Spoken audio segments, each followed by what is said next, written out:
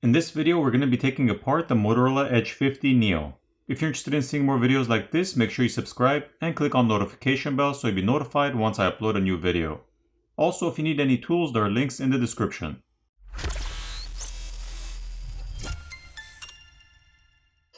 To start off, the SIM tray needs to be removed. Taking a look at the SIM tray, we can see a red rubber gasket around the opening. Now heat needs to be applied to the back cover using either a hairdryer or a heat gun to loosen up the adhesive underneath, and then a pry tool can be used to pry the back cover off. I prefer to use a hairdryer since there's less of a chance of damaging any of the components inside by overheating them.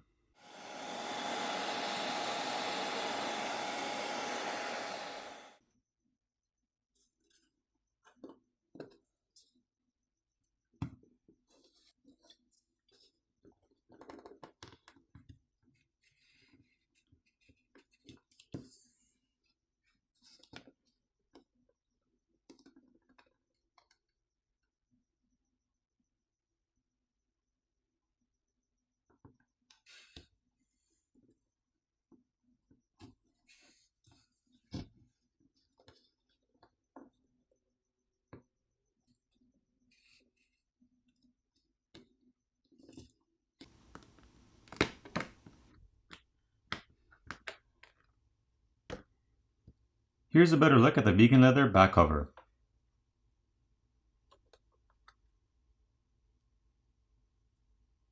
The camera lens covers can be replaced by applying heat and prying them off, so you don't need to take apart the phone to replace those. At this point, there are 16 Phillips screws which need to be removed.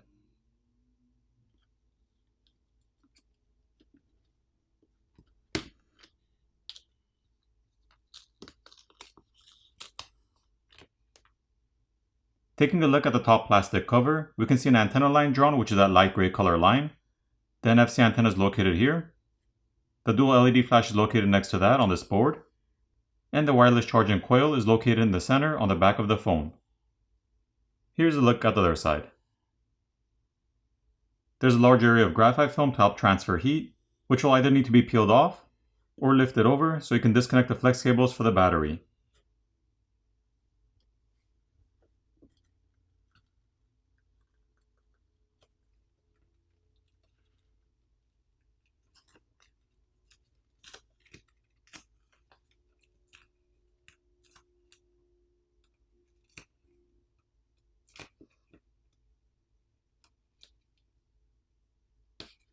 The battery cables can now be disconnected, followed by the rest of the cables.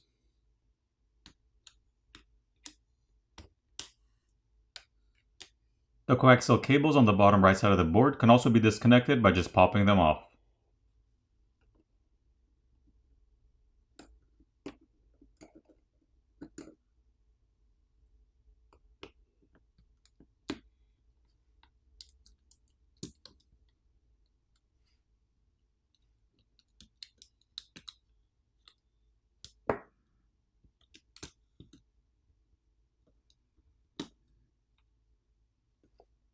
Taking a look at the main board, we see the primary 50 megapixel camera, the 10 megapixel telephoto lens, as well as the 13 megapixel ultra-wide lens.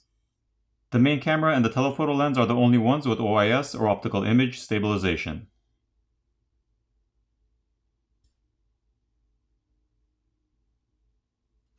The camera connectors can be disconnected by just popping them off. There's a secondary microphone on the top corner, a liquid damage indicator sticker, which is that white sticker, and some copper tape on the shields to help transfer heat. The proximity and ambient light sensor is located on the other side, as well as a 32 megapixel front-facing camera. There's additional graphite film and copper tape on the back shields, as well as thermal paste to help transfer heat.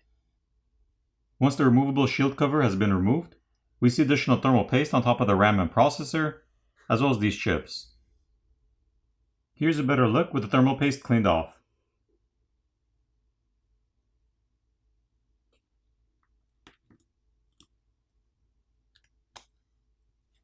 There are additional antenna lines drawn on this bottom plastic cover.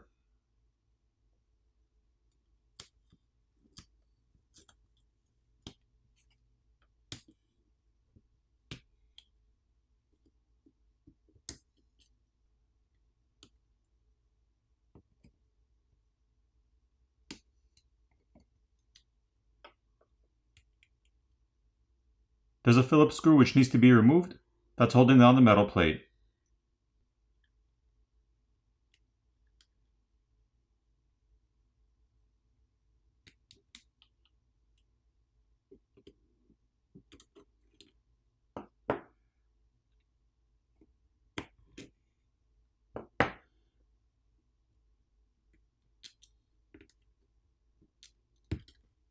Looking at the sim reader board, we see the primary microphone located here.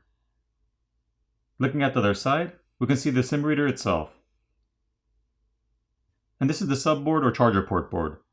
We can see an additional liquid damage indicator sticker, which is that white sticker, as well as a red rubber gasket around the charger port itself.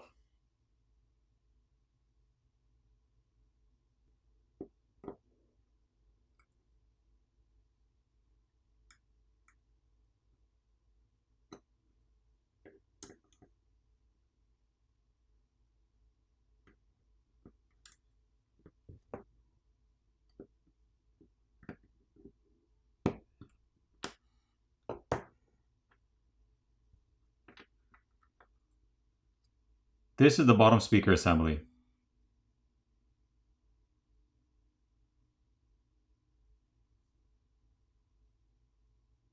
The blue coaxial cable is connected to an antenna board on the bottom corner of the phone, and I believe that antenna board is a 5G antenna. The vibrator motor is located here, which is held down with some adhesive, and next to that is the fingerprint sensor, which is also held down with some adhesive. To replace those, just apply some heat and pry them off. Now moving on to the battery, there are no pull tabs or pull pouches to help you pry it off, so you will need to use some isopropyl alcohol and apply to the sides of the battery and let it sit for about 30 seconds to a minute so it eats away at the adhesive underneath, making it easier to pry it off.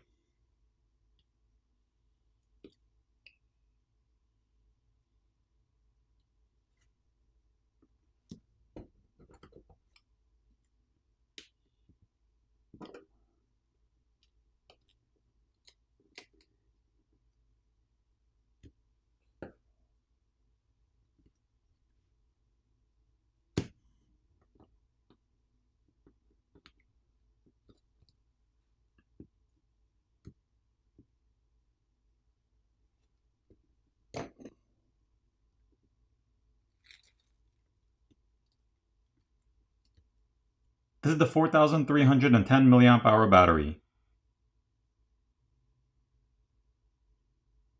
Once the battery has been removed, we can see this flex cable which connects the main board to the subboard, as well as the sim reader board. We can also see the flex cable for the screen, which is routed through an opening in the mid-frame.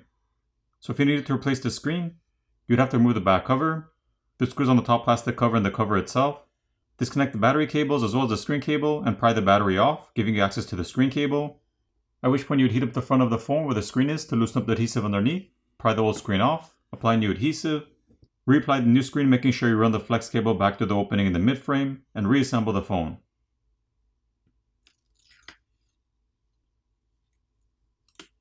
Once the flex cables have been peeled back, we see the 3D graphite which runs underneath the battery as well as the motherboard to help transfer heat.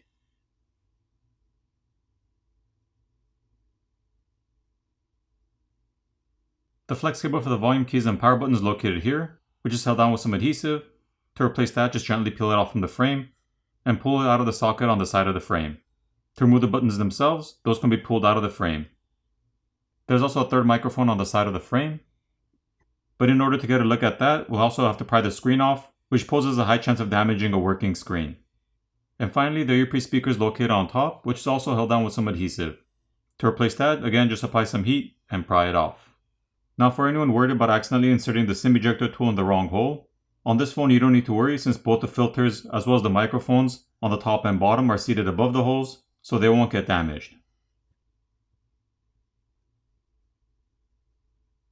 For the repairability score on this phone, I give it a 6 out of 10. Now it's time to put the phone back together.